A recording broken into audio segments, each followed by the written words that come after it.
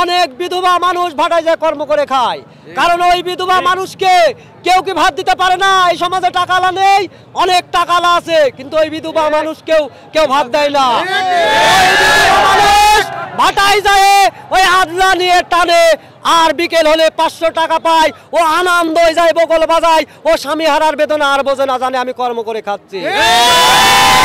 অনেক মহিলা এসেছে সুদ করেন, কত ভদ্রভাবে কাজ করে, যেদিন ভাত আনে না আমরা বলি ও চাচি আমার ভাত আছে চারটি খাও, বলে বাপ আজ ভাত নামতে দেরি হয়ে গেছে বলে কাজ পাবো না বলে ভাটায় চলে আইছি। তাহলে আমাদের কেন এই কর্মের প্রতিষ্ঠান বন্ধ করবে? বারবার বারবার ঘোষণা করে সরকার। এই সরকার চাই কি?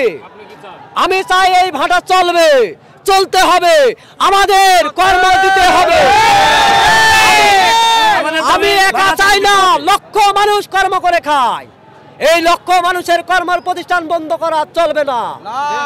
এই প্রতিষ্ঠান বন্ধ করলে এই মানুষ কোথায় যায় দাঁড়াবে? একবার কি ভেবেছে ওই আইন উপদেষ্টা, ওই ডাক্তার ইউনূস কি ভেবেছে? ভাবি নাই। ও হয়তো মনে করেছে যে এই গরিব মানুষ ওই নর্দমার খেচড়ি ওখানেই যায় পড়ে থাকবে। না, সম্ভব না।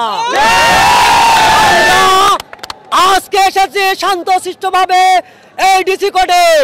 আমাদের কর্ম প্রতিষ্ঠান বন্ধ করলে আমরা ডিসি কোর্টে আসবো না, আমরা রাজপথ দখল করে থাকবো। যতক্ষণ সময় আমাদের দাবি আদায় না হবে ততক্ষণ সময় আমরা রাজপথে থেকে যাবো। আমি একা আসবো না, আমার ছেলের বয়স 9 বছর, ওই ছেলেকেও নিয়ে আসবো। কারণ আমার ছেলে বলে আব্বু ভাটায় কর্ম করলে টাকা মনে হয় মেলা হয়। আমি বললাম না, 600 থেকে 700 টাকা। বলে তাহলে তো আমাদের দিন ভালোভাবে চলবে। আর এখন বলে কেন ভাটা বন্ধ করলে আমরা কি খাবো, কি খাবো? আমার মেয়েও তাই বলে। আমার মা কাল বলছে এই যে সামনে ঈদ আসছে, ছেলে মেয়েকে কি পোশাক দিবি? আমি বললাম কোনো টাকা নাই, কর্মই তো নাই।